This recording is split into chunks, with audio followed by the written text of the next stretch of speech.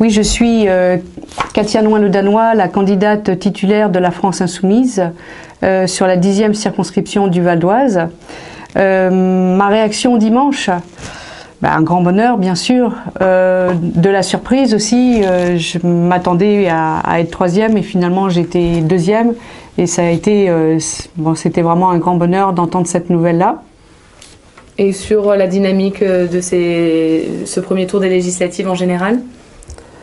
Écoutez, j'en profite. Moi, je suis très heureuse de ce résultat. Hein. Je salue mes adversaires qui se sont montrés valeureux et qui ont fait preuve de beaucoup de tactique. Mais moi aussi, j'ai œuvré avec une très belle équipe de campagne, très motivée, des nombreux militants, très valeureux aussi et très engagés. Et je profite de votre interview pour chaleureusement remercier les 4000 citoyennes et citoyens qui m'ont permis de me qualifier au 2e tour. Alors vous êtes la seule candidate de la France Insoumise présente au second tour, probablement la candidate la plus opposée idéologiquement au projet En Marche dans le Val d'Oise pour ce second tour. C'est cette force d'opposition que vous souhaitez aujourd'hui mettre en avant ? Oui, bien sûr, parce que la France Insoumise est un mouvement politique complètement neuf, qui présente des candidats distinctement de tous les autres, sans carabistouille, sans combine ni arrangement, et qui a mis en ligne une série de candidatures totalement nouvelles dont je fais partie. La France Insoumise voit ses candidates et ses candidats présents dans des dizaines de circonscriptions au second tour. Donc nous sommes les seuls à proposer un programme à la fois nouveau et humaniste, et qui s'appelle l'Avenir en commun.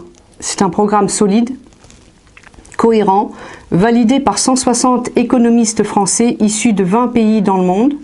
C'est un programme qui considère l'économie comme une science sociale et humaine, qui défend la réduction des inégalités et l'amélioration du sort des plus modestes. C'est pour ça que ce programme, qui est quand même basé sur le respect et la bienveillance envers les humains, sur l'écologie, sur le respect de l'environnement et des animaux, qui est un vrai engagement social, va vraiment en opposition avec celui du président M. Macron, du parti En Marche. Et quel regard portez-vous sur votre adversaire pour ce second tour, M. Aurélien Taché? Écoutez, on dit de lui que c'est un jeune homme parachuté, contrairement à moi qui habite et travaille dans l'agglomération depuis 25 ans et qui la connaît bien, mais moi je n'ai rien contre le fait qu'il soit parachuté. Ce que je n'apprécie pas, en revanche, c'est son employeur, le groupe SOS, qui se définit lui-même comme leader européen de l'économie sociale et solidaire, et qui en fait vampirise l'activité sociale et solidaire pour en faire un juteux business. Alors dimanche, des records d'abstention ont été atteints, 54,9% d'abstention dans le Val d'Oise. On sait aujourd'hui que l'électorat de Jean-Luc Mélenchon à la présidentielle est celui qui s'est le moins déplacé aux urnes pour ces législatives. Comment vous analysez ça et qu'est-ce que vous comptez faire pour convaincre vos électeurs potentiels de se déplacer dimanche?